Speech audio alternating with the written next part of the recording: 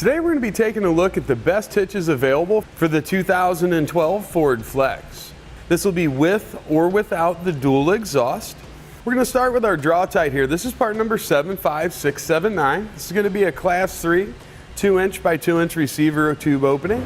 The same goes for our Curt here. This is part number C13110. Now there are going to be extremely minor differences between these two hitches. So we'll start off with our receiver tube opening here and the reinforcement collar around it. You see with our Draw-Tite, it offers a little bit more of a rounded type reinforcement collar, whereas when we look at our Curt, this is going to be a little bit more of a flush reinforcement collar. You can see it's kind of got that flat front to it. Safety chain connection points are going to be kind of that same style. This one's going to have a little bit sharper corner on it here, a little bit more of a blocked look, a little bit more squared off inside of the opening, whereas with the Draw-Tite it's just a little bit softer looking, a little bit more rounded here on the edge, a little bit more rounded here on the inside. There's also a minor difference with the pinholes. Both hitches are going to use a 5/8 diameter pinhole to secure all the items. We want to use class 3 accessories. See our Draw-Tite's right here. It's going to be the one located closest to the front of the vehicle, and our Curt is going to be right here. Now these are going to give us plenty of room to use whatever accessory we might choose. We just want to be sure that it's rated for class 3 to secure our items in. The second hole that you see here on the Draw-Tite, that's going to be for use only with the J-pin stabilization system. Now both hitches are going to install the same way. They use the same type hardware, they go in the same locations. And they both also offer the same weight ratings. With or without weight distribution, we've got a 400-pound tongue weight rating on both of our hitches, so that's the maximum downward force that we can put here at the receiver tube opening.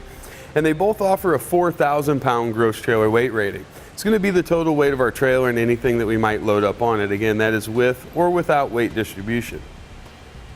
And this is what our hitch is going to look like installed. Kind of got an asymmetrical look to it. The way the spare tire set, it's kind of offset to the right, so they've adjusted for it. Gives us a really nice custom fit. It's going to go into existing hole locations underneath our vehicles, so we're not going to have to worry about drilling any holes or anything like that. Now when it comes to which hitch is right for the right application, well, they are basically absolutely identical. So if my money were being spent on one, I'd be looking for the one that's the most cost effective. Now, from the inside top edge of our receiver tube opening here to the ground, it's about 13.5 inches. So when choosing accessories to go with your hitch, I think if you're going to be doing a cargo carrier or if you're going to be doing a platform style bike rack, we'll want to have one that's got a raise in the shank to where we can get that up a little bit higher off the ground.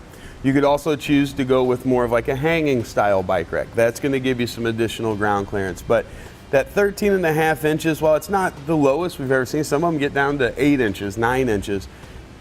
You want to give yourself as much room as possible if you're going through angled driveways, maybe a steep road where it flattens out at the bottom, just so you don't have to worry about your cargo carry or anything like that hitting the ground.